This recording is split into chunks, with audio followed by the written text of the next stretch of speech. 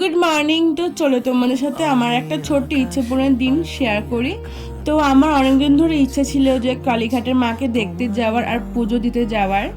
তো সাডেনলি আমাদের একদিন আগে প্ল্যান হয় যে আমরা যাব। তো সবাইকে সেই মতো আমরা ইনফর্ম করলাম, তো সবাইও ফ্রি ছিল। তো সবাই মিলে আমরা চলে গেলাম কালকে পুজো দিতে।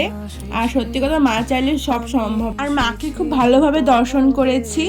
আর মায়ের কাছে গেলে সত্যি একটা শান্তি অনুভব হয়। তারপরে পুজো দিয়ে বেরিয়ে পুরো মন্দিরটা আমরা ঘুরে ঘুরে দেখছিলাম।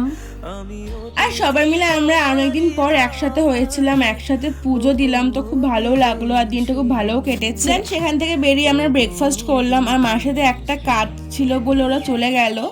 আমরা সকাল থেকে তেমন কিছু খাইনি, ওই জন্য আমরা চলে গেলাম হাট্টারিতে খেতে।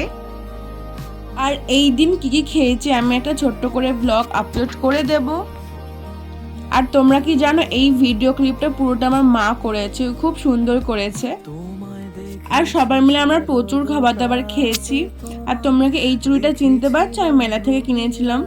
তো যাই হোক, তো সেখান থেকে বেরিয়ে দিদি ভাইরাও চলে গেল, আমরাও বাড়ি চলে এলাম। তো এইটুকুনি ভিডিওটা দেখা হচ্ছে একটি ভিডিওতে। বাই।